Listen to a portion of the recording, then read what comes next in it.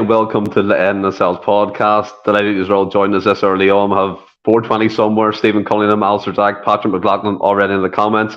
We know it's international week, but again, we can't go a week without putting the podcast out. So we're back. We're going to talk some Celtic and look back on the recap of the aftermath, the meltdown at Mole Hill. We've a lot to get into about that. But first of all, I'm joined by Mark Kearney, the judge from the Bhoys Bus. How you doing, buddy? I'm doing very well. Sorry about the bolt of lightning as my kitchen tonight. I don't really know what's going on here. I'm trying to position myself. Looks like I've been sent down for the gods to There you go. people tonight. Maybe that's what it is. You know what I mean? Anyway, Or maybe. I'm glad to go on anyway. Thanks for the invite as always, mate. No worries, mate. Or maybe it's your judgment day and the light's coming down to get you. No one else thinks. You just call my name, mate. It's important to call my name. And then also joined by Matt O'Reilly. What a name, buddy. And also to you, but how was your weekend? I've seen you've been performing music everywhere and anywhere. It looks fantastic. You look like you're having the time of your life, buddy. Flat out, mate.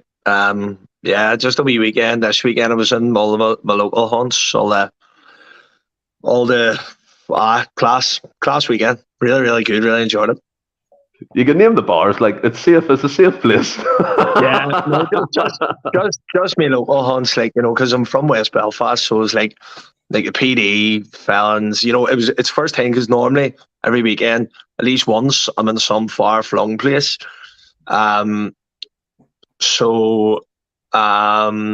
Oh, cheers, Rap. I just seen that comment. So I'm not every weekend. I'm always in some far flung place. So it was nice just to sort of do the West Belfast circuit, PD, Fallons, Nancy Mulligan's, Roddies, and stuff. You know what I mean? Just chanting the Celts, chanting their names. All the rebel tunes, but we all love it. I was at the Fallons for the first time for myself about 2 months ago, and I've been in about 4 times since. It's a brilliant bar, like 100%. It's incredible. And you have some laugh, like the locals up there can be nuts, but it's good crack. But I mean, like you said, you've enjoyed yourself, and we'll get talking Celtic here. And obviously, Mark, again, it's an international week, and maybe the news is a bit of a slow burner, but I think we've all enjoyed the melting pot that's happened over in Ibrox. I mean, to see a face they've lent out their training ground, England, just to put some smiles back on their supporters' faces. But I mean, if we take our minds back to the game, obviously we spoke about this in depth. You have the Bhoys Bus as well, and I've seen your statuses on Twitter as well, Matt. So it's pretty well covered in terms of what we think of that game. But I do want to talk about the aftermath, because what we've seen for ourselves, Mark. Now we can't be blind to it. There were Celtic fans that were booing after that St Johnstone game. Members of the Green Brigade stayed behind to voice I don't know what, protest or get at the team in Rogers, which wasn't really necessary at that time. Obviously, we're unbeaten in the league. We beat our main rivals, and all's rosy in the garden. But it just shows one thing, for me anyway. It just takes a point dropped or 3 points dropped, and it's animosity again. And sometimes for me, it feels like fans are just waiting for that one mistake and they're fully pouncing on it. And then you see with Michael Beale, 50,000 people in the stadium. Do you know what I mean? They locked the Celtic supporters out. They couldn't lock our team out. We come away with the 3 points, and the aftermath of that, I think, is 10 times worse than it was for us against St Johnstone. And you look at it as well. I mean, Michael Beale, according to some pundits, this is his first full season, or his 5th game in charge of Rangers. He's only in the door. Give him time to put a style in. And I think slowly but surely, Mark, these Rangers fans are noticing one thing, that he's not a messiah. He's not a world-class manager, and he's nothing to what the media portray him to be up in Scotland. No, he's not a messiah. He's a very naughty boy. Is anybody there watched Naughty Python? We'll get that one. No, listen. I mean, I said before the match last week, at full time, there'll be one manager, a genius, and one a dickhead. You know what I mean? And that's what happens in these matches. That's why you take these big jobs on. And unfortunately, when you lose the matches, you end up with egg in your face. But he's like Dr. Frankenstein. He created that monster by talking week in, week out, just a lot of shit about how good his team were. He fed the press that Rangers were this, well-oiled machine. And you set yourself up for a big fall when you talk like that, Stephen. You know what I mean? And let's be honest, Brendan Rodgers, there is a large section of the support. No, I'm not going to say a large section, but a relatively large section of the fan base, that didn't want him back. You know what I mean? See, now he is back. He's a Celtic manager, so back him. I left Celtic Park after 50 minutes against St Johnstone because I knew we weren't going to score. I just wanted out of there. You know what I mean? I'm not going to lie. took some stick for that, but I left. But I'll still be back next week, trust me. And so I don't appreciate the fact that folks died behind just to moan at him, you know what I mean, or to boo him, because it was almost like they were sharpening their knives and there was some sort of justification for booing him. They were the same ones jumping at the windies and celebrating if he won the double this year, and they were celebrating last Sunday. Don't get me wrong, mate. That result was a team performance, but it was definitely orchestrated by the manager. He had set up last week was what you expect for a Celtic manager, just totally emotionless. It was professional. He sat by a notepad, decided the dugout, and just did his work diligently. And that's what I expect from him. He doesn't get involved in the emotional side like Neil Lennon did too much, I think. And he just sits and plays the game for what it is, mate, in the 90 minutes, and then celebrates afterwards. And I think you've seen at full time that not only did he say the players needed that result, I think he needed to feel like he was back. And I think last Sunday made him feel like he was back at Celtic Park again. And I was delighted for him and delighted for Celtic. But in a personal point of view, he was the man I wanted at Celtic. And I felt like that was vindicated last week by, I think, the first result of many this season. Yeah, I think as well, the way you said, I think we all seen the cliche remark, Matt, the old Brendan back last week at Ibrox, the kind of guy with the cool persona, the swagger, tucking his shirt in the belt, putting it up, flexing a little wee bit to the cameras when the cameras pan on him. And like you said, Mark, to be fair, obviously that's all superficial. We all like to talk about that because we think he's an egomaniac, which he probably is. Every world-class manager or coach is going to be that way. But you look at it as well, Matt. For me, it was a perfect game plan. We executed both halves really well. I mean, a makeshift back four. I mean, we finished the game with Ralston, Larga Bielka, Scales, and Mark's favourite man, Burnaby at left back. So I mean, so Rangers couldn't put a goal past them. And I think that added to the anger and frustration that they fought. I mean, let's be fair as well, lads. We all kind of fucking into the game. It wasn't a foregone conclusion. Some of us are thinking the worst. Some of us are planning for a draw, but that was based on the transfer window, which we're going to talk about, and obviously the form against St Johnstone. But like with yourself, man, I don't know where you were performing on Derby Day. I'm sure it was electric if you were performing. But what was your feelings from it, and also the meltdowns online that you see after it all? The meltdowns were my favourite thing to do after a game like that. Is just sit with a wee coffee and just read it, just scroll through my phone and just read it and just enjoy it. You know what I mean? But I think you put it perfectly there. I think that it was emotionless, you know, in terms of Brendan Rodgers showed his class and his quality in that game, and I thought Celtic were far and away clearly the better side. So they were the meltdown. I think it showed the arrogance from Rangers because they were what's the word? Rangers were. I suppose arrogance is the word. Do you know what I mean? Do something like we pop bears going mental below me here.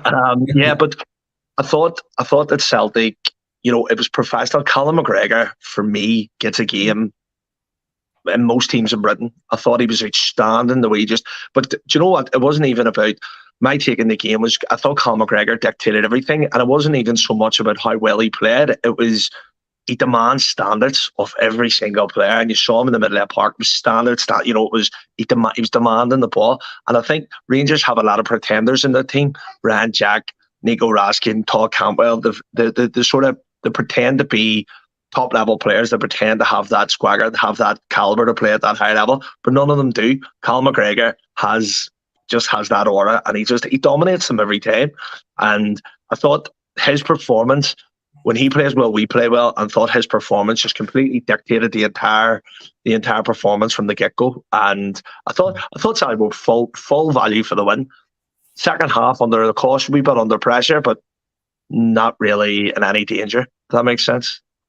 Yeah, I think like it was a perfectly executed plan, and at the end of it, when Rodgers done his usual kind of fist in the air type thing, it was just so cool, and the way he handled the interview after it and stuff like that. And Mark, you've always advocated for him for play. I mean, a lot of us have reservations when they come in.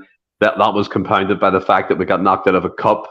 We had that draw against the Johnson, then we had the high of beating them at Ibrox, and like I said, a lot of us were going into that game being honest, probably fearing the worst, you know what I mean, in terms of being beaten, and then the reaction that would have came away from that. But what do you think a result could do, first of all, for Rodgers and the rest of the team going forward? Psychologically, it'd be a massive boost. Well, this is it. I think last Sunday was probably a turning point for Celtic this season.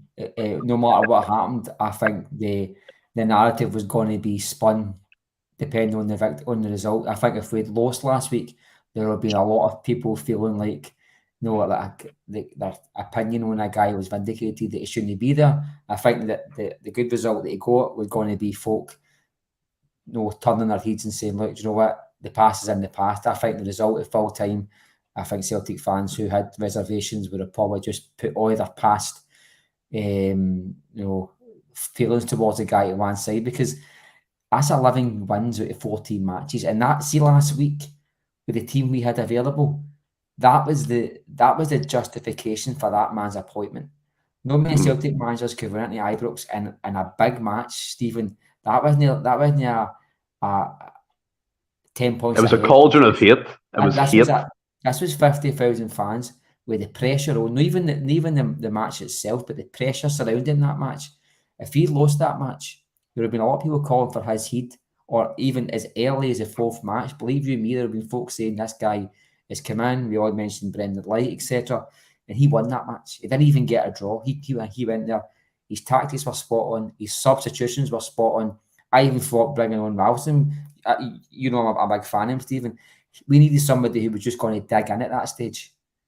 And Johnson had to come off after an hour or so. He played his match. He would just come back for injury. And that showed why we have certain players that can just dig in, make the hard tackles, no get cocky and start running up and down the wing, just be a digger. Yeah. And that's what he was there for. He made the substitutions. I think under Ange, we made substitutions for substitution's sake. Sometimes it's like 3 on and 3 off. And I it was predictable. It was very predictable. I thought there was no motion to it. I thought it was just something that alarm went on his phone. He's like, oh, it's time for a sub. You know, see that with Brendan Rodgers, you know what I mean? Brendan Rodgers, I think, is like, he's been taught in the hard school of football. He's been at Chelsea, you know what I mean? At a very young age, he was in charge of Swansea City. He got teams promoted to the Premier League. He was at Liverpool in his 30s.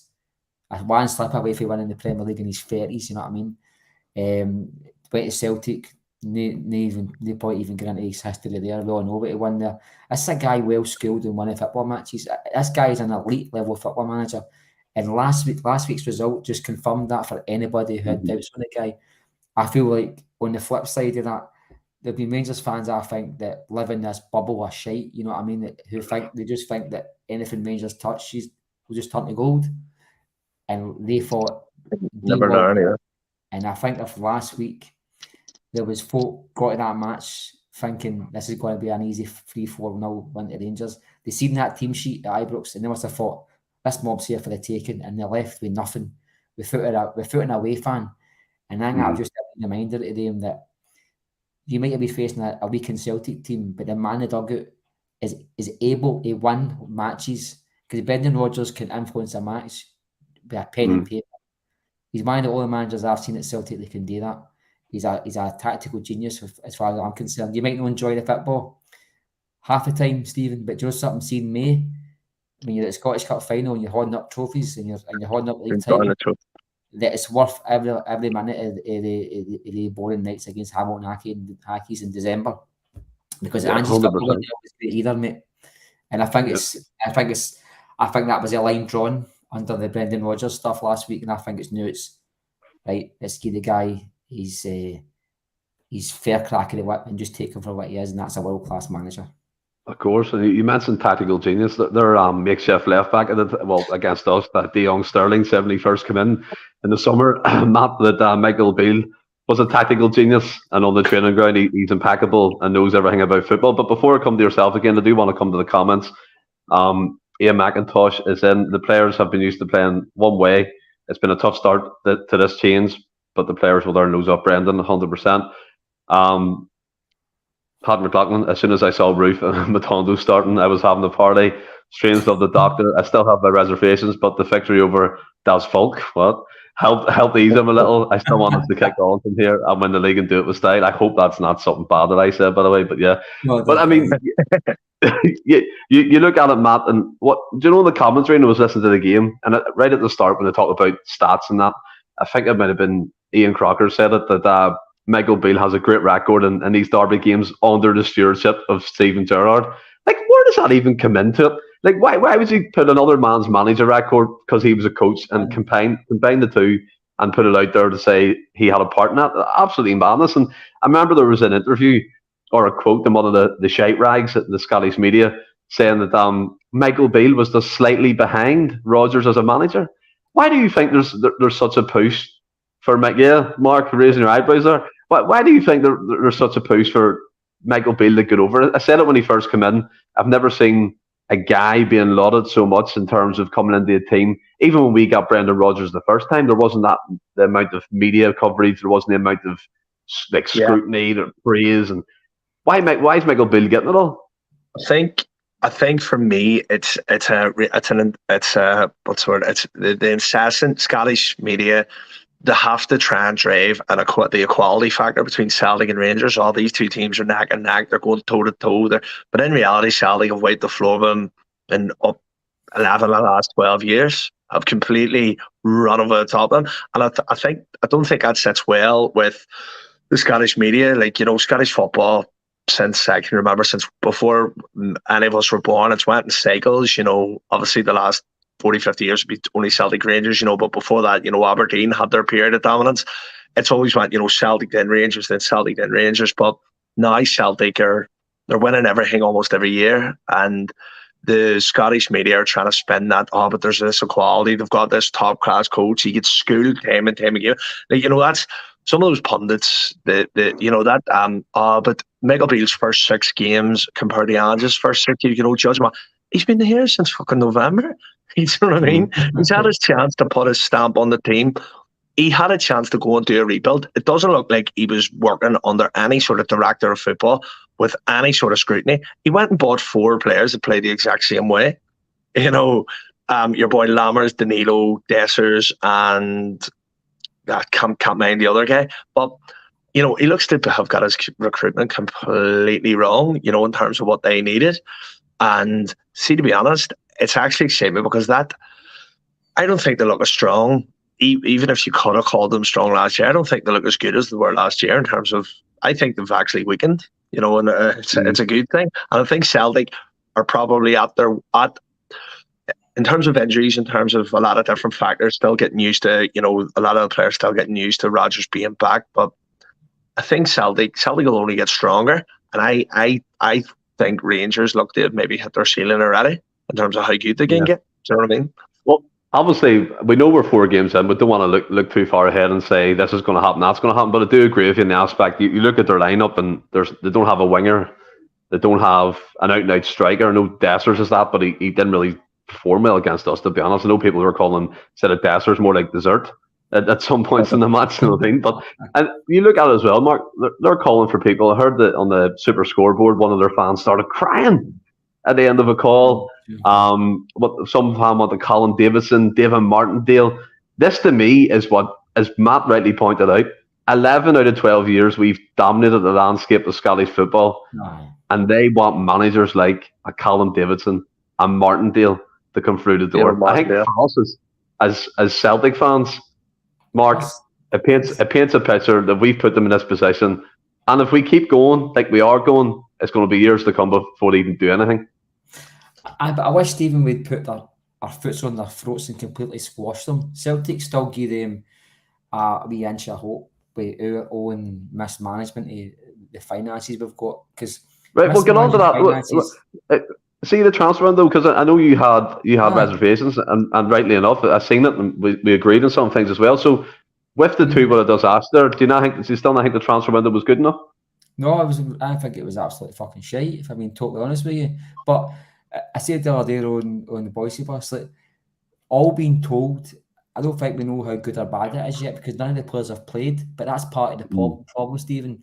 We can't be sitting now saying to ourselves, all right, we're in October soon, and we've not saw a player make an impact yet for the signings we've made. We've not saw one player come in and say, he is first choice. He's a first 11 player. Now, Palmer might come in, Bernardo might come in, Tillio might come in if he's allowed in the country. I don't know where he is. I've not seen the boy with a Celtic tap on the day signed, but and so it's hard. I'm not judging the players whether they're good enough to beat Celtic. Yeah, I'm not saying that. If you look at the money we've got banked in the bank, the Celtic sign players, right? We normally sign players who are 19 to 23 of a certain level, right? So see the money we've got, we had a chance to bypass that year and a half period where teams develop players to the next level. We had the money to bypass that stage and go to the next level after that and get the £6 million player rather than the £3 and £4 million player. Now, I wasn't expecting 25, 30, £40 million spent on one player. We're sitting with a wage structure just now where we're paying guys 10, 15, 20 grand a week. We're paying guys 35 grand a week, and 23 years ago, Stephen, there's guys getting less money than Rob Douglas got 23 years ago. You know what I mean? That's the reality. We've got a guy on a £3.5 million Palmer. He was ready to go to Rangers in May or June or whatever it is. So that wasn't a hard deal to go over the line. Why did we wait to a stage where it became impossible for that guy to play in a very important match because Celtic left it that late? Celtic didn't have one new player starting in that 11 except Laga Bielka. I wish I started rather than him because he was awful. And that was Celtic's own doing. Celtic had enough money to give the manager enough options at an earlier stage where he could have impacted the squad. Now, the injuries to the centre-backs, impossible to predict that. And the club acted by bringing in Phillips. You can't slag them for that. But bringing in Tillio injured, no seen on the face of the earth. Bernardo far too late. Would you call him again? The other one, the Palmer, far too late. These players are who you thought their impact first 11 players. They brought in at a stage that was far too late to make an impact. And we went to games at Rugby Park where a weekend team get kicked out of a cup. We'll get the Champions League coming up in 2 weeks' time. We've got a group of players up until last Sunday who weren't, in my opinion, gelled into this new system yet. And we're bringing in new players into this new system that isn't gelling yet. And that doesn't bode well. I think the problems that existed last Saturday night still exist tonight, Stephen. If nobody hadn't disappeared, Celtic have turned into a fantastic window or a great side because they beat Rangers last week. I think there was more to it than that, you know what I mean? And I think the window, if you actually look at it and say to yourself, we're between 50 and 80 million pound in the bank, depending on, and that's spare cash.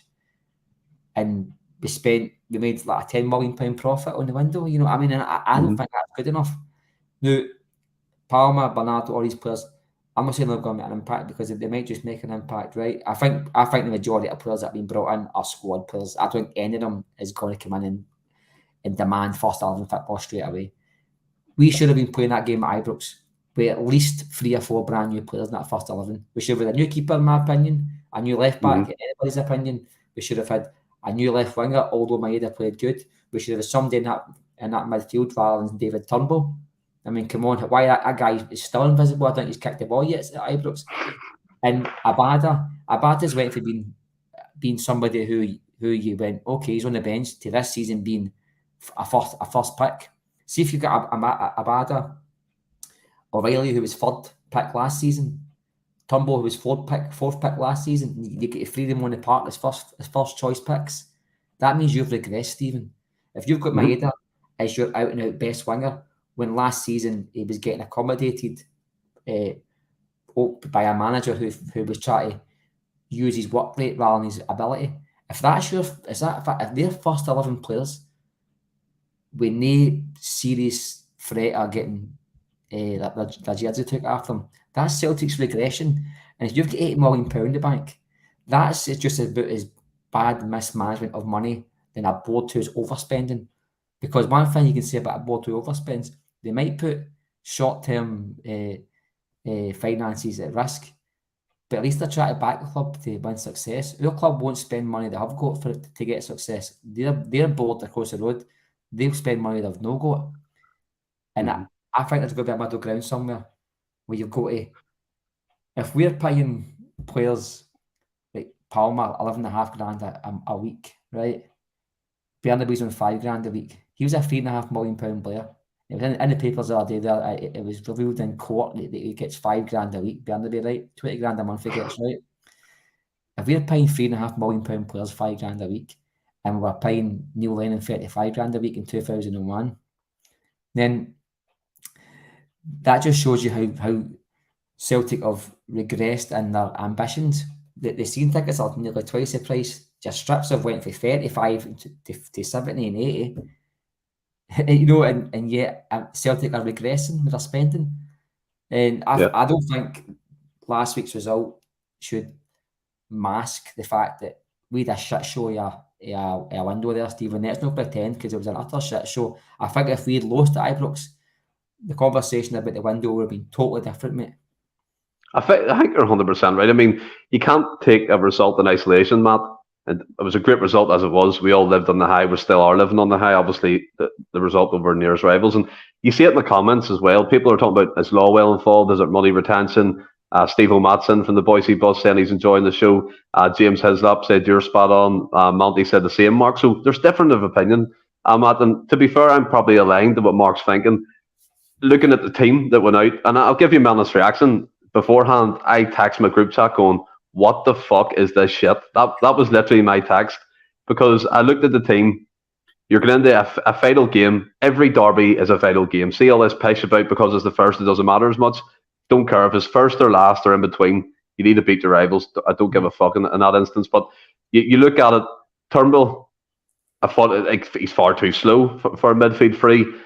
You looked at Scales. I know Phillips was injured, but is Scales really who we're going to turn to in our hour of need? Albeit he had a great game. Yeah. Maeda, like you said, these guys did have good games, but I think the point I'm trying to make, and Mark as well, we're still in this kind of conundrum where we're debating with ourselves all the time. If it was £6, £7, £8 million, and we're all thinking like accountants, we're thinking like how a Lawwell, how a board member would think and be, is this going to put us in the red, or we're going to be in debt? We'll not get the money back in this player. But I mean, you looked at the window. Scott McTominay was never going to happen. Eric Dyer was never going to happen. We're not saying go out and bang out 30, 40 million quid or grand a week in wages on players like that. But the next bracket of player is the £6, £7, £8 million player who can come in and make an impact straight away. A player of experience. You look at the likes of Club Brugge. You look at Anderlecht. You look at teams like that, to a lesser extent, that make inroads in European football by that trading model they have. But the biggest difference with them teams is they receive £30 million of the transfer fee. They're spending 20 of it. They're spending £10 million on a player to be replacing the star man they lost straight away. And I think Celtic, we talk about Edward, Matt, £9 million, and it feels like it's going to be a long way away before we break that transfer record again. I'm gonna sort of, I don't know if you like sort of many arguments on your show, but I'm gonna sort of slightly disagree to an extent. I can totally get your point. Totally get your point, Mark. I think you're bang on a lot of what you're saying, but the transfer window, Celtic is everything to me. It's everything to use to as well. But I think we need to be realistic in that Celtic doesn't mean as much to those players out there in terms of, who's to say Celtic weren't trying to get that 9, 10, 11 million pound player, and just, there was talk of Podence, there was talk of other players of that ilk. What I think is Celtic's saying name players in that window there. I mean, maybe we talk about them being project players, we talk about them, whatever, but they still went out. Their outlay was large. It was larger than normal. I think you were talking maybe upwards of 20 million they spent. Whether these signings will come off still remains to be seen. The team at Ibrox, you'd 9 treble winners from last year in it. Do you know what I mean? At the same time, Days and Maeda at parts last year looked an absolute world beater. I get what you're saying. Celtic may need the upgrade in the future, but right now, I don't think Celtic can do without him in terms of his work rate, in terms of how aggressive he goes and gets the ball back. I'm sort of going a couple of points here. Abada's numbers last year were our best of all our wingers. They were better than Jada's. So Abada can't really be, he was out of the team under Ange, but numbers and stats speak for themselves, and Leo Labata probably has the highest ceiling of any Celtic winger in terms of what he could go on to do. So Celtic need to nurture it and need to, the trading model that they've got, go and nurture him and go and get 25, 30 million for him. You made a great point, Stephen, with the, the Anderlecht, the Club Brugge model, the Ajax model. Celtic need to be doing that, but, that mob across the road have shown what can happen when you just sort of splurge on a player. It's not right. Aaron Ramsey being a perfect example.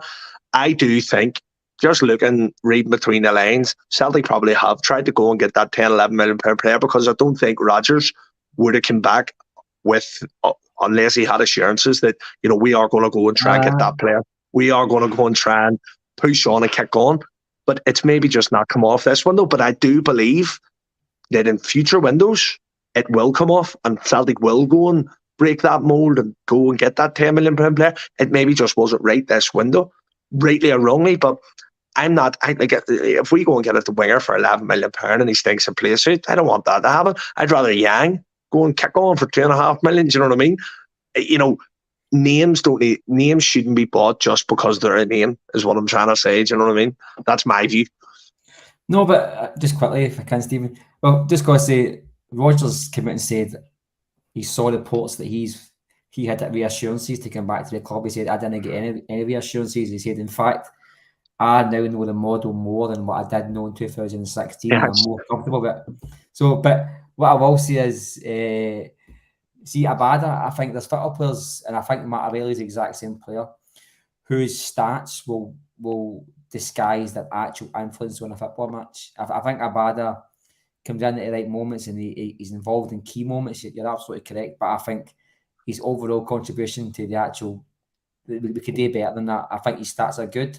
I don't think you're getting 25 million for that boy if it was in Monopoly. I really don't. I think I think if he knocked back 10 million, I think that's probably that boy's worth. I'm surprised Celtic knocked that back. But that's the thing. See, Rangers, this is one thing that people misunderstand with Rangers. They didn't go bust because they spent too much money. That's a myth. They went bust because the bank who they owed the money to was sold to Lloyds TSB. Lloyds TSB said, what's this? A £25 million overdraft that they can't afford. The debt was called in. That then issued people to get, really scare them about their finances. At the exact same time, the HMRC issued a statement of intent to take over the administration. So that's all what happened at one time. They didn't spend money they didn't have then in administration. They didn't pay their taxes, and they ran up an overdraft they couldn't afford to pay back.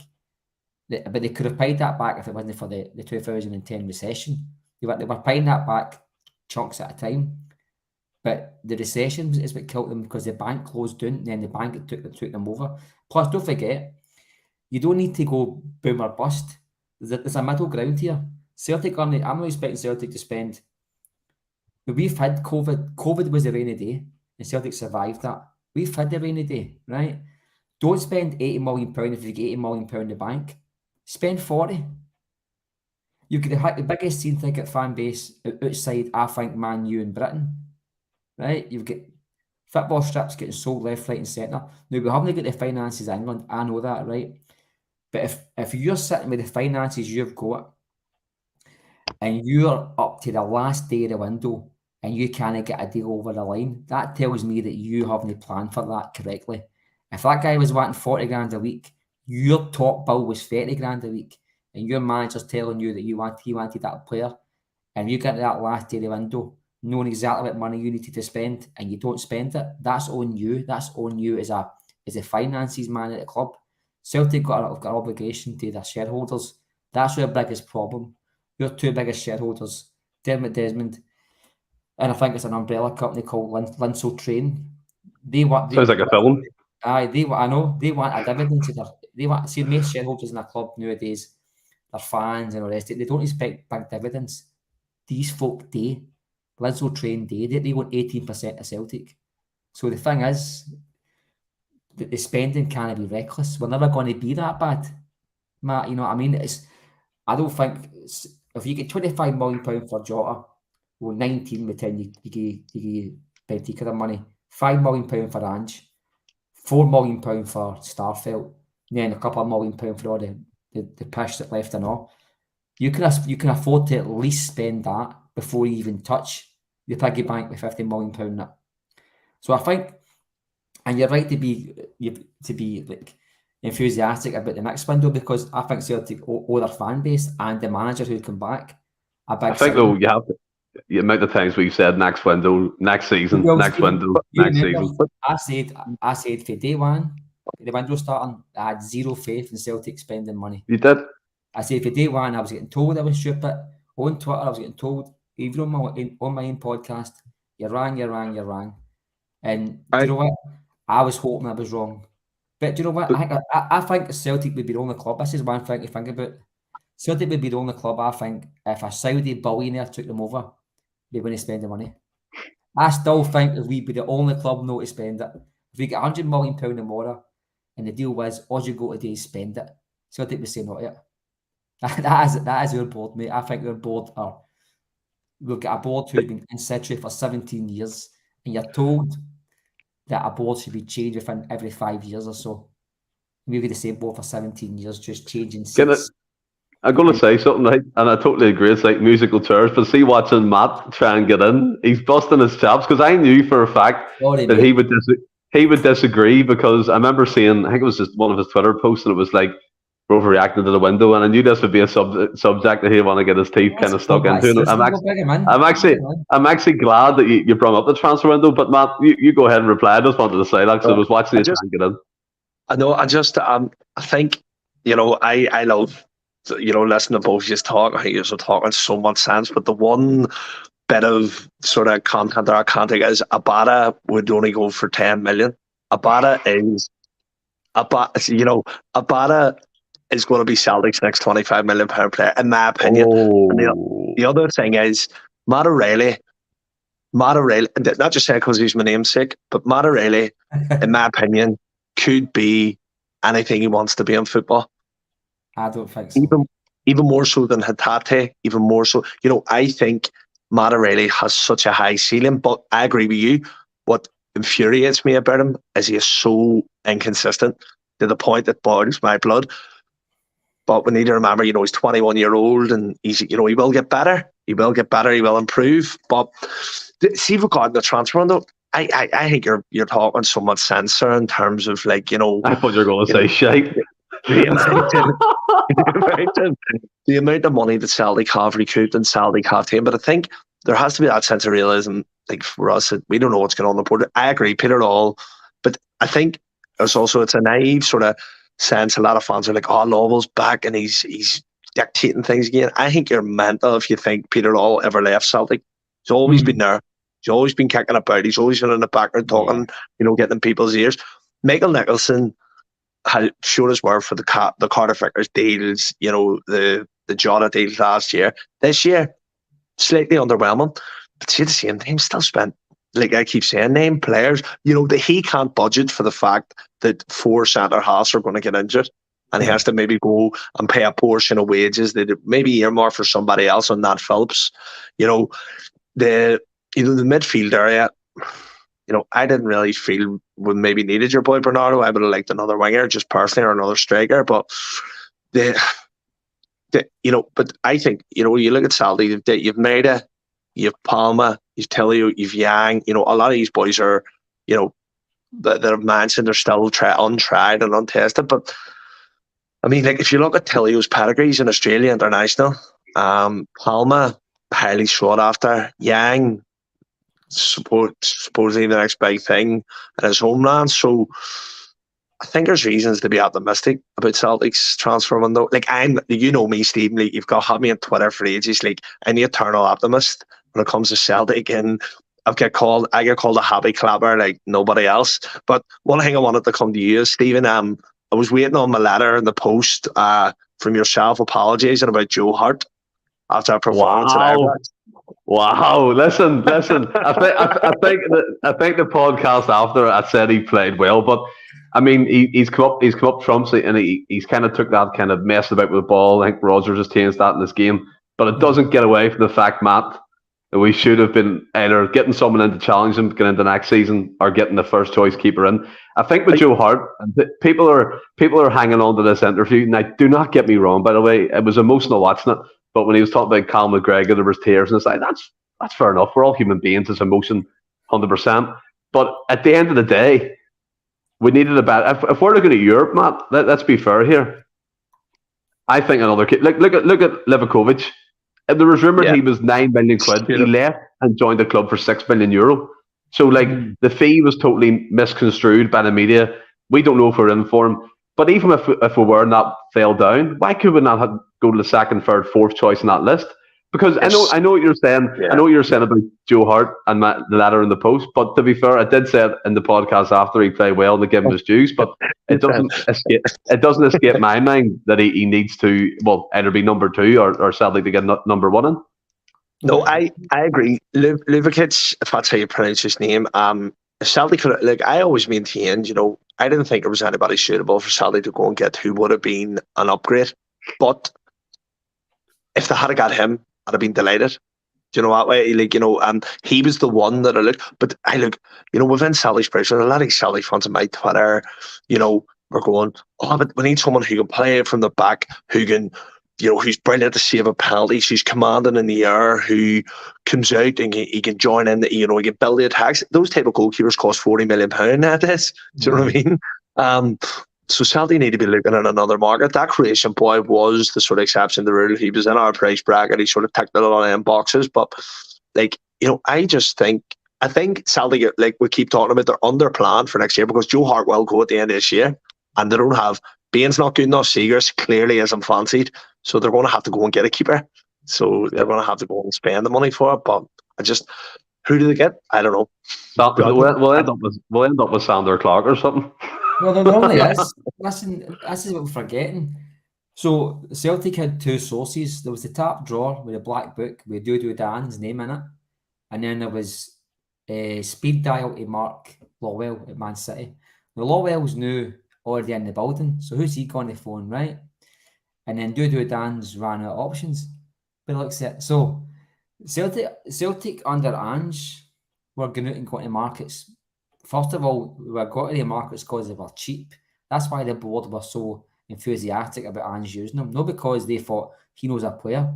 He had no scouting network, and he was so identical in the kind of the players that he wanted had to be so specific to what style of play that he was wanting to play. And I don't think he could drum into the coaching staff so early, so late in the window to bring in the players that he wanted. Michael Nicholson, I think, has been given a lot of praise for. I think the best stuff at the window was done before Nicholson came in. It was Don Mackay that brought in Kyogo, Don Mackay that brought in Carter Vickers, Don Mackay that brought in Jota, Don Mackay that brought in Starfelt. I think Mark Lawwell took over, right? And since he's come over, we've brought in Carter Vickers and Jota on full-time contracts. See, after that, it has been, by and large, a lot of shit. Mark Lawwell did a good job at Man City. Man City's probably got 300 players in their academy just now. I bet you that one of them makes a first-team appearance for any team in the top flight in England. You know what I mean? They're not all superstars.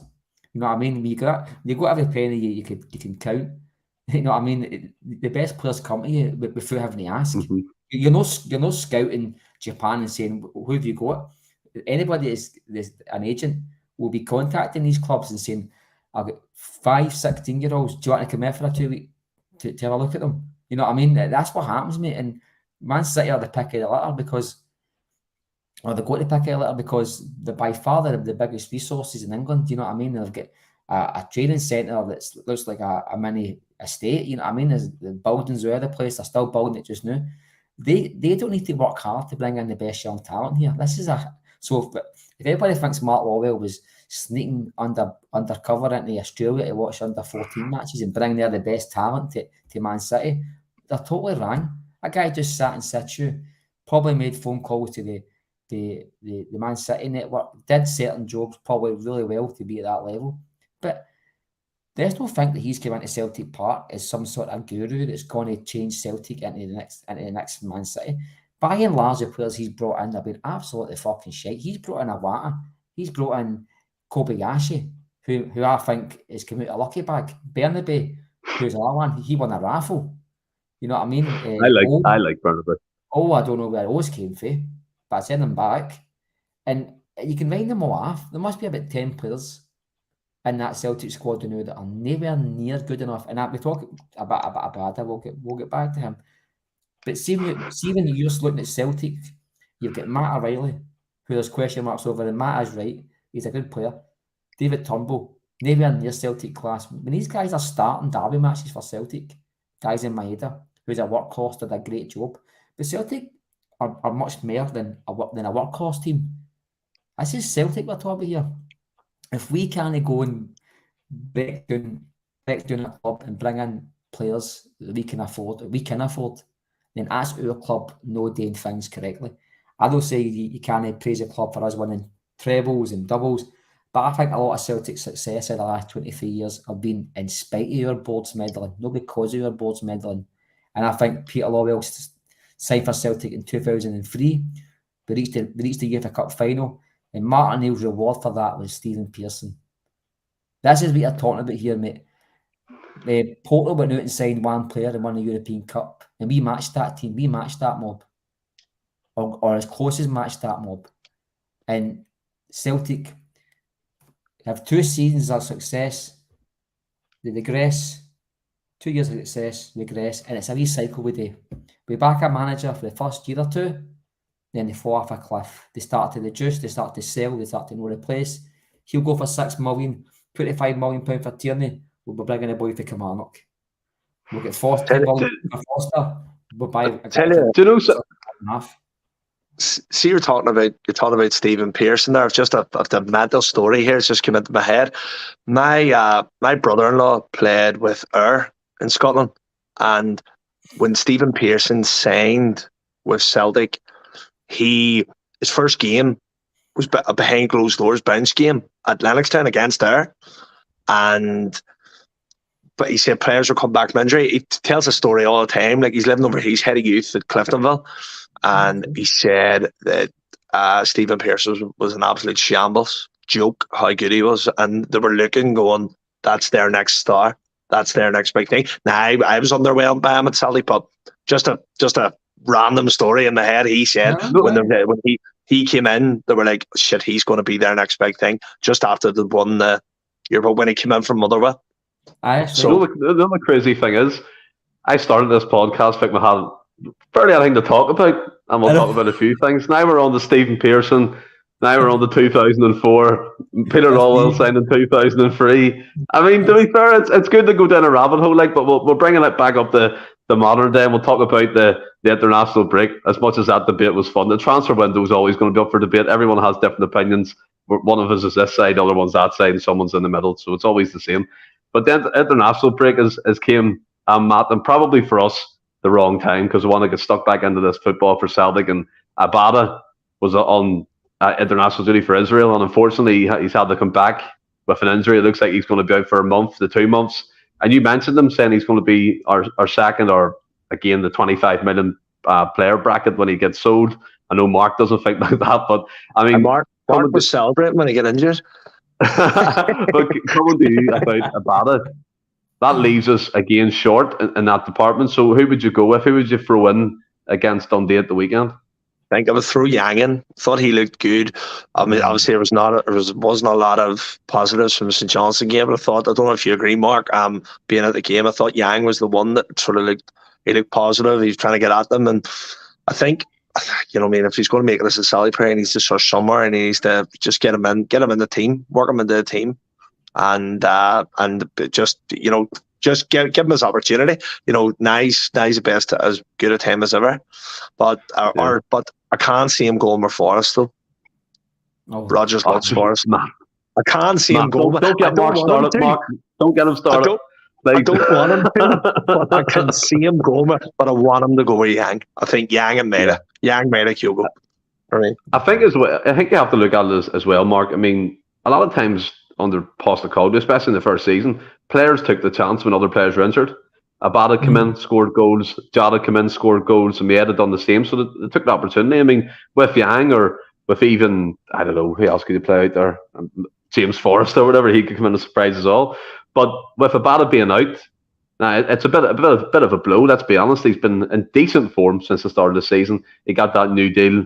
I mean, it seems like every time a player signs a new deal at Celtic, they get injured. Stephen Welsh, obviously, case in point there. But who would you throw in against Dundee in the wings? And also, is it a concern that Abada's going to miss a period of time, especially for Champions League coming up? Well, I'd rather have a Black Forest Scattle than James Forrest, to quite honest with you, mate. I don't think he's anywhere near Celtic level nowadays.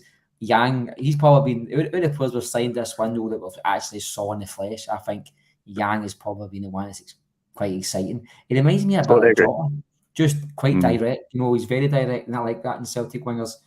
If you get wingers that can run and beat a player, that always concerns me.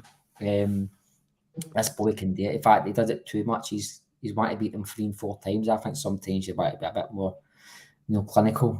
But he's just trying to impress. I like the boy. I really like the boy. I think he looks like. I think he was signed by Ange Postecoglou. To be quite honest with you, I think he was part of that double act. Him and Kwon. We'll not talk about him. I've ended up with indigestion talking about him.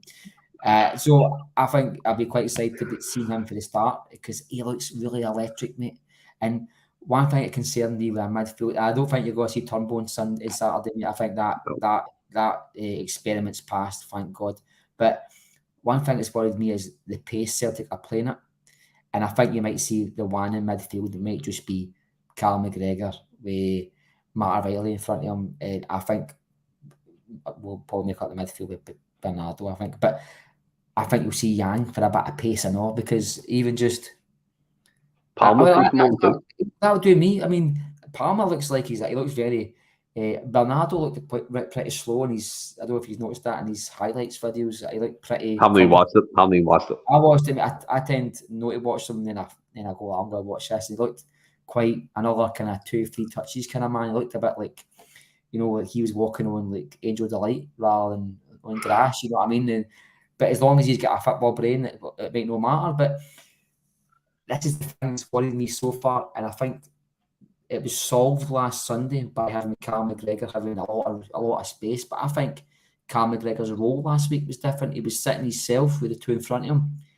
Celtic have been playing really slow in midfield. I think that's been the biggest problem with Celtic now, and up to last week. And if we're going to link up a bit better, that might include wingers that are ready to take a man on, like your Palmas, your Telios when he's back, like your Abadas, your Yangs. I think Abada's probably missing that wee bit of confidence sometimes to take a man on. He's got everything else in his game. He's good at getting beyond a man. He can sneak in the back post. He's quite tricky. He's like another striker sometimes.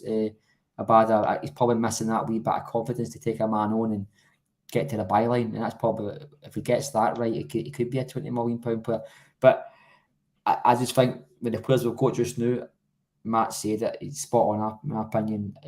Yang looks to me like if he doesn't get a start this weekend, I think they'll be a bit disappointed. And I think you might see, I'm going to surprise you, I think if there's a tweak to the defence this week, I think the one that drops out is Lager Bielka, because he was the worst player in that park, including the Rangers players on Sunday. I don't think so. I think he was good. He was terrible. Neither did I. He made one mistake. No, I've watched that game back. He made about 25 mistakes, and he was. If you look at even the mistakes that he was making, that didn't lead to anything like a corner kick, he was making a lot of mistakes. The ball was going to the top of his head. He was mistiming challenges. He was letting guys in behind him, constantly doing that. And I think if you had to give somebody a mark last week that was concerning, I think Scales and McGregor were the two best players for Celtic. I think that's quite fair to say that. I'm not a big fan of Scales just now, but I think he's proved to be a good scorer. I do have to say one thing. Like, again, it's all different opinions, but I thought Lagerbielke and him and Scales done a fantastic job at the back. I really did. I know what you're saying. There was misplaced passes and things like that, but at the end of the day, it was bad, Stephen. Everything that was bad, he was involved in it. But at the end of the day, we still kept that clean sheet. And obviously that shows how incompetent they were in front of the goal. But I think if you look at a makeshift back four, Mark, as well, I mean, we spoke about it. We finished with Burnaby, Ralston, left and right. And it was really inexperienced. So effectively, there you're looking at Scales probably to be the most experienced player in that back four. And even at that, like, you're looking at it going, that could be dodgy. But I thought they held the fort quite well. And Lagerbielke, to me, yeah, he was shaky at times. But when he put his body on the line, he was getting getting in about people. He was training for headers, and let's be fair as well. Scales was missing headers too. So we can't miss out the negatives that the Scales was doing. The first goal in the first minute was his fault, obviously. Then there was one in the second half where he let somebody in behind him. Later on in the game, he let somebody in. I can't remember who it was now, but the Rangers nearly scored for it. I think they ended up getting a shot straight to Hart's hands. And then Bernabei did the exact same, but that's Bernabei for you. But no, I just think I watched it back, Steve, honestly, and I actually got a clip on yesterday, the full radio commentary on YouTube. I just listened to it again. I'm a boring person like that, and I swear to God, the commentators every minute or so, this was live radio, basically, and they kept on saying, "What the fuck is this guy doing here?" And I remember at the time watching the match thinking, this guy is going to do something stupid at any moment. Do you know what I mean? I'm quite a paranoid football fan as it is. We could be 5-0 up and still think we're going to beat 6-5. But I think Ralston was involved in that back four. That guy's been around Celtic for a good 3 seasons now, if you include this season and some of he's quite tuned into what it takes to play for Celtic. Maybe he's not at the level that he wants, but he's still experienced enough, you know what I mean? But I'm not entirely sure. He did. Let's not focus on the negatives, right? Because we're going down that. I was. I think for 100%. But I think for me, Larga Bielka, he's what a young boy. He's coming from Sweden, and he done his job. I think effectively at the end of the day. I do get what you're saying. I seen it too. Misplaced passes. He was slow to get rid of the ball. We were lucky when we got that free kick, but it was a free kick. It's been proved now it wasn't. I mean, you look at it as well. Matt coming to you about it, and again, international duty. I don't know how much that you watch of international football, but from what I can tell anyway, from the Scottish point of view, they're in great form. And one thing I do want to say is, do you think international football should be parked till the summer and just let the club football crack 100%. On? It's a hindrance every time these international players roll around. Like I was gigging last night, and a couple of mates were in the bar, and I stayed to watch the Ireland game, and I only stayed because Ireland were playing. You know, I had no interest, like, but it was on my mates, so I was like, I'm not a real Irishman if I don't sit and watch this, like, but it bored the absolute life out of me, Although I was thinking was always just was Celtic I was watching, so yeah, I think it should be parked. Scotland are flying, by the way, but yeah, Ireland not so much, but yeah, definitely get it parked. By the way, Ireland last night, Shane Duffy winning the penalty. It baffles me every time I watch that boy play football how he was so poor for us. Obviously, he had personal things going on, but my word, he would be class, under a Rodgers or under an Ange. I swear, that's just an RB side point. Like, mate, do you ever play that game Red Dead Redemption and there's like side missions? I feel like this podcast has went in so many side quests tonight, and it's fun. Like, everyone's getting involved. It's good crack. And then, Mark, you look at it as well. I don't know how passionate you are about international football, but I mean, I think for me, Franny, maybe Ross to a certain extent, but Willie and all loves the international football, and he gets really patriotic about it, and he loves Scotland, which is fair enough. Anthony the same. But I mean, you look at it, Stephen writes in the comments, it should be under 21s basically during the season, that type of stuff. But where do you stand on it in terms of, first of all, interrupting a club football season and also affecting your players injury ways and momentum ways, confidence, because all that can be affected with one game? How many times did they lose Tom Logic to derby matches? I can't stand the international football. I mean, I think it should be restricted to an amateur sport. See, like the Olympics. I think you can't do it. I think it'd be more exciting. I think it'd be a bit like a college draft in the NFL. You can pick the best players after the World Cup, and I'd play it once every 500 years rather than every 4 years. I think it's a lot of shite, mate. I didn't know Scotland were playing until Phil told me on Thursday night. I didn't know they were playing England either until my dad told me just yesterday. I think it was. I don't know sure. Don't interest at all, mate. Honestly, I think it's not because Scotland are really good, even though they've won a couple of games against probably mediocre teams. Let's be honest. Who was it? Cyprus or something? Spain. No, I know they beat Spain, but I know. I've seen somebody was saying the other day on Twitter that how far can this Scotland team go? I went, well, they may get a win in a tournament for the first time since 1605. You know what I mean? They're not going to win the World Cup or anything like that. Come on. For me, I agree with you too. And anybody that goes, I hope you enjoy yourself. I hope Scotland win for you, honestly. But for me, it's a lot of shite. I really don't back it at all. I'm not interested. Yeah, I think I had more fun watching the Masters. I don't know. Did you catch that Masters competition? Class. Did you watch it? Class. Gary Hooper is lethal. Still. Oh, no. This is what I was going to say, right? I can just feel this one. This is what I was going to say, right? Obviously, the Masters games, I watched it, and the carpet. Did you see the carpet always putting up? It was shocking. It was abysmal type of a pitch and stuff they were playing on. But when your woman Emma Vardy, I think, was doing the interviews and stuff, and I think she's a known Rangers presenter. But when she interviewed Gary Hooper at the end, when Celtic obviously won the trophy at the end of the day, do you know what I mean? We're coming away with silverware, even when we're 40 plus. He's still a free agent, and he's looking for a club, and he basically offered himself to Celtic, right? Let's be fair here. It's not going to happen. Calvin Wilson was out, obviously bigging up his best mate. You expect that, right? But one thing I do want to ask both of you is, and I think it's just kind of a wee bit of nostalgic moment, like the Bustalgia that Phil McGinley does really well, acts on the shows on a Friday. I think he's done one on Gary Hooper before. But in terms of Gary Hooper, Matt, what's one of your favourite memories of him in a Celtic shirt? Doing Davy Weir for pace in the against Rangers. You know, that one where it was coming across him and he sort of take it the other way. David Weir looked like he was running through custard, and he was banjoed it. That's honestly one of my favourite Celtic goals, like ever. Like I swear to God, I love the way that was an intelligent goal. You know, just change the pace of the ball. And big Davy Weir, I didn't know why it was Pancake Tuesday or Sheffield Wednesday. Just absolutely didn't know where he was going. I think, like you said, in that competition, there was a point, Mark, where he took the ball, and I think it was Alan Hutton went over to challenge him, and he beat him for pace again. We all know Hutton was quick in his day as a right back, but he put it in the top bins. And again, as I said, he's never coming back to Celtic as a free agent. I think he would have a mental breakdown, and it'd be insane if we signed him. I tell you, so would I. Totally agree. But I mean, for yourself, Gary Hooper, as someone said there, he left too soon. Do you think that's the case? And also your memories of him? What's your favourite? Well, I forgot he only signed for £5 million to Norwich. £5 million. We lost a guy 10 years ago for £5 million. God.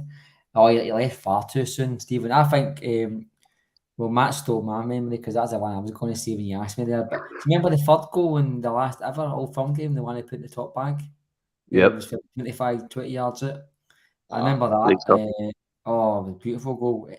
He just stood up in the derby matches. He scored at Ibrox as well against him, and I just thought he was a fantastic football player. He scored a cracker in Europe against that Russian mob. Remember, they kind of under the keeper's arms. It's quite hard to do. Yeah. I just thought he was a brilliant football player. I think if he'd stayed another 2 or 3 seasons, he could have scored hundreds of goals for Celtic. I just thought £5 million. Come on. Unreal. Like you see what you're saying about the £5 million. But when you say it out loud, it actually does sound mental, in terms of what people are going for now. His last ever Celtic shirt is hanging. His last ever Celtic worn shirt is hanging in my dad's bar in his back garden. Was that against Cliftonville? Was it Cliftonville? Yeah, the brother-in-law I was talking about, he was marking him that day, playing for Cliftonville, and he came on as second half sub. So it's my dad has it. My dad show. See, anyone visits my house and maybe like the milkman comes in, money joyous. He just points it out. To be fair, I don't blame him. I think I would have that pride of place. I'd put that probably on top of my bed and in the bedroom. Yeah, on the ceiling. Yeah, but here, Gary Hooper, what a player! But I mean, he's done. Like he is. If Celtic saying he might have a corner. Here's one for you, and I'll come to you, Mark, for this as well, right? So, Edouard, Dembele, Kyogo, and Gary Hooper, number them 1 to 4. Edouard, Dembele. Well, Edouard's fourth. He's the last one at the moment. Edouard, Dembele, Kyogo, and Hooper. Yeah. I think number 1. I actually really, really, really like Dembele. I think he was probably something missing now if he'd been a world class player. I thought that boy was outstanding. So I'd probably put. Just my opinion, mate. Right, Dembele, Kyogo, Hooper, and then Edward. That's probably my one. But the first two can be changed over, I think. What about you, Matt? Mine would be Kyogo, Edward, Dembele, Hooper. Oh, Hooper last for you. I think as well. Like I think it's a lot of people say it. Like if Gary Hooper stayed then 2 seasons extra, he'd be in the legend club. Like he would. His goal return, I think it was 82 goals in 120 odd games or something he had, around about that. Anyway, it was something similar. Brown Warrior, Dembele, Kyogo, Hooper, Edward, bit like you, Mark. But go ahead. I think if we had a mentally fit and a physically fit Lee Griffiths, he'd have scored about 300 goals for Celtic. 100%. 100 all goals for Celtic. You remember Dyler's last season, he scored 40 goals. Now, there was a video going about the time. It was just showing you the 40 goals he got that season. See if you YouTube the goals, right? It's in a compilation. See the different. It was free kicks. It was 20-yarders. It was tap-ins. It was just a total array of excellent goals. Proper finisher. He was like. I totally agree. He could have. See if he'd been at Celtic for. He was there for about 6, 7, 8 years, roughly a win. Yeah. See if he spent that full time mentally and physically fit. He'd have scored about 300 goals for Celtic. I don't think he would have been that far, no in quality wise, but in terms of numbers, he wouldn't have been that far behind Henrik Larsson. I think he'll not be in the equation because he's up to all sorts and he's texting young lasses or whatever. But what a player he was, man. And I think it's his own fault that he's not included in that list that you just mentioned there, Stephen, because he probably had the ability to be deserved to be in that list. I left him out purposely. And it wasn't because of what he'd done. It was because the inconsistency levels, the times he was on the pitch and didn't perform. I mean, the 40-goal season was a... I mean, can you remember, by the way, people were saying after that 40-goal season, like 2 seasons on, if we get a fit and firing Lee Griffiths, he'll score 30+. That was like the running joke. And you kind of forget the impact he had. But obviously, I mean, you can't discount the off-field issues, and do you know what I mean? A lot of people are a bit offended by that and stuff. So I do see where people are coming from in that instance. But I mean, for Gary Hooper, Matt especially, I mean, William on the podcast loves him. It's like his love child or something when we speak about him. But I think overall, he left, I think, as well to boost his England chances. But what it does show, you moved to Norwich. I mean, can you remember a Norwich striker getting an England cap or even thought about being in an England squad? So sometimes it's that prove that the grass isn't greener on the other side type thing. I would totally agree. The grass isn't greener. I think I've seen none of us are talking to him, but I think if you ask Gary Hooper that himself, he would say, I left too early. Like, you know, grass is not greener. You know, I think Joe Ledley, someone else, but he talks quite openly about it and quite openly. I know there was that sort of wee clique of players, you know, Hooper, Ledley, who else? Big Force there. You know, they're all mates. And I think Joe Ledley he speaks about it in some podcast. I would need to find it where he says, you know, they all talk about it. And I say, you know, we should have stayed longer. You know, we should have did it. You know, Celtic was a special club. And I think Hooper would agree with that Norwich, he was never going to get into an England team playing for Norwich. And his goal return at Norwich was good too. But, I mean, you know, unless he would have had a better chance staying at Celtic and playing the Champions League. So I think it is. Grass is no green, but I look back in his time fondly. I thought he was amazing for Celtic. Yeah, he was absolutely fantastic. Like, and we're talking about Europe here quickly, and just to kind of surmise the podcast here, Mark, I'll come to you. We Feyenoord up next. Their manager Arne Slot rejected Spurs. Postecoglou ended up going to Spurs. He's a decent manager. They've won the league. And people are, I don't know, some Celtic fans are thinking we're in with a chance against them. Me personally, I don't think there's nothing really to fear. I know PSV dumped Rangers quite comfortably out of the Champions League, but kind of taking it all into account and the group will have, what is the ambition for yourself even for European football, and what do you think needs to happen in European football this season? I think we have to get at least 2 wins at home. I think if you can beat Feyenoord and perhaps Lazio, and maybe get a point away after somebody, I think you get 3rd place. I think 3rd place is probably the best we can get, because that Feyenoord team, they're no mugs. I mean, they put 7 goals past Shakhtar Donetsk, who we struggled against. In fact, they put 8 goals past Shakhtar Donetsk if you include the away tie, and that was no mugs last season. The Shakhtar team. I actually think they went through last year with only losing 2 matches or something, so they're definitely a bit of a team. I mean, for me, I think if we can get football after Christmas this year, I'd be delighted. But I don't think it should be a prerequisite for success this season for Brendan Rodgers. He's still building that team and building his style of playing. So I think if we don't have a fantastic season in Europe this year, give him the same label you gave Ange Postecoglou. For me, if we get third, I would take that definitely. But see if we finish fourth, it'll be no disgrace, because I know it's a good group of got. I don't think it's a bad group, but it's still Lazio, Atletico Madrid and Feyenoord. This is no mugs. This is better than Meal face any day of the week in Scotland. Mm-hmm. I think as well, a lot of people are trying to take kind of solace in the fact, Matt, that we beat Lazio home the way under Lennon, but I think you have to take that into account. It was Lazio were a completely different team. Obviously, I think it's Sarri's their manager now, different tactical styles that they had Inzaghi at that time, and they're no mugs. Feyenoord as well, they're no mugs. These are top European squads, and what kind of annoys me, and Mark, I totally agree with you, but in terms of third place, fourth place, again, for me would be an absolute failure. I thought the last Champions League campaign was a failure.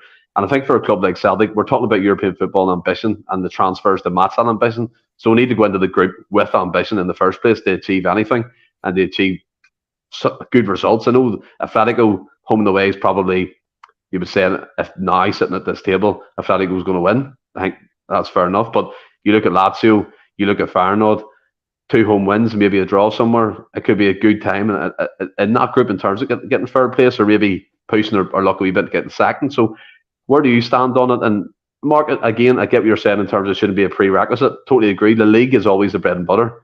We need to win the league every season. That's our success in the long run. That's what we love, lifting them trophies at May, like you said. But for me, Europe needs to be up there on the priority list, Matt. Yeah. I don't think second is out of the equation whatsoever. I really don't. I think that Celtic need to, last year they missed 7,000 fucking clear-cut chances that any other team would have scored. A different style of football. But Gary Hooper would have scored them.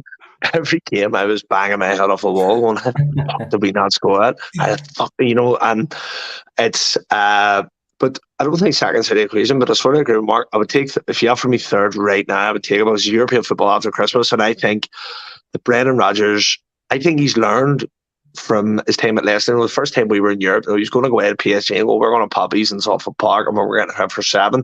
See, being at a team like Leicester where he maybe has to sit in, he had to defend, he had to sort of maybe had teams to counter. I think he's now a better coach and he's a better manager for it.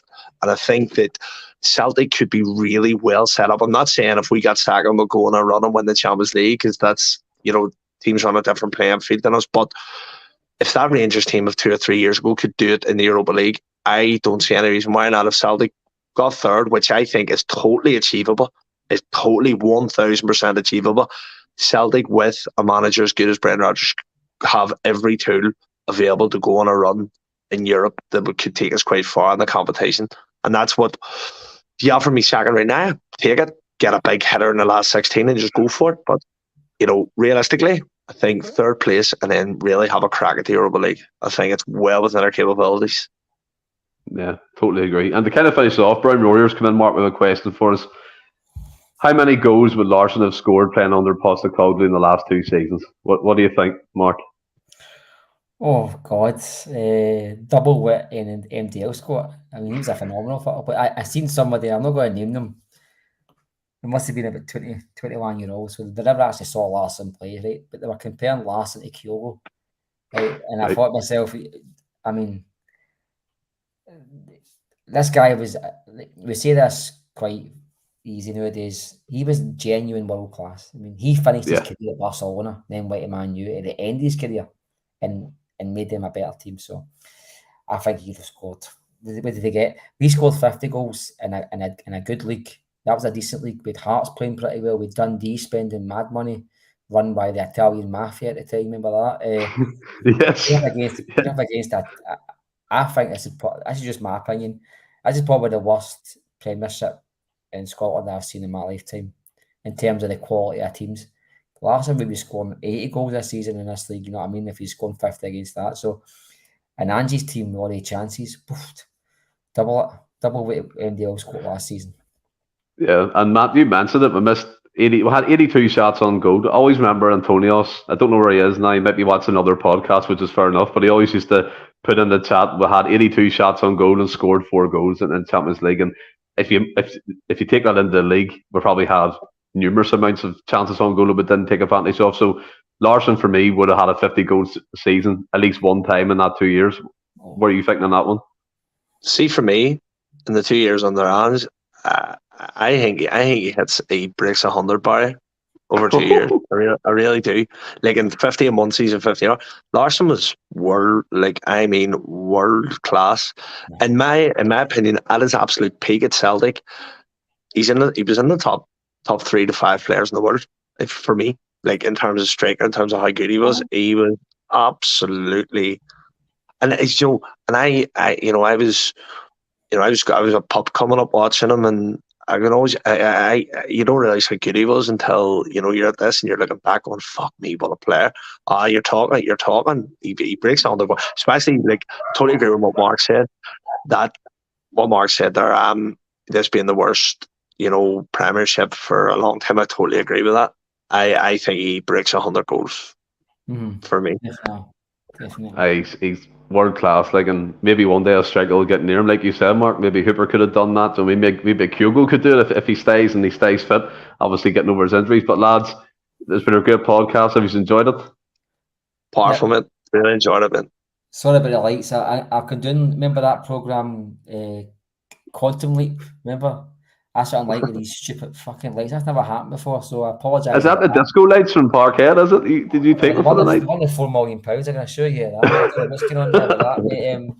But no, I've enjoyed myself as always, mate. I'll be back on the Boise Bus on Thursday. I missed yesterday's Sunday's show because I was working, but I'll be back on Thursday for the Thursday night forum, and maybe a Judgment Day or something with Phil Wednesday night, depending on what's happening. But you know where to find me, the Boise Bus on YouTube. Get a plug in, and thanks for having me on, mate. And then Matt, yourself, mate, you may as well get your plug in. You do your music. Whereabouts are you going to be in the next few weeks? For any Scottish listeners, I'm going to be in Grace's and Murphy's on the 7th and 8th of October. And I'm playing the Irvine #1 CSC on the 6th of October for anybody going, myself and Ebert Lagan. Next week, Nancy Mulligan's, Ronnie McCrory's, the PD in Belfast, and then the following week, before I get to Glasgow, I'm off to the Dominican Republic for a couple of weeks in the sun with the missus. So, nice, man. And I hope you enjoy your time there. And like you said, Mark, find you on the Boise Bus. I caught up with the Boise Bus tonight, and I think Jono he got ahead again in the Sutton Death, which was quite fun to watch. Like, I had to actually jump in 2 weeks ago and beat Jono for Boise because Jono was just getting Boise's number. I think Phil and Jono's got something going behind Boise's back. I'm not sure, but it's conspiracies, man. We all love the conspiracy theories, especially. Well, they're not conspiracies no more. We all know the refs are cheating bastards. But on that note, we'll be back again Friday night at 8 o'clock, and stay well and keep safe. Hail, hail. Thanks, boys. Hail, hail.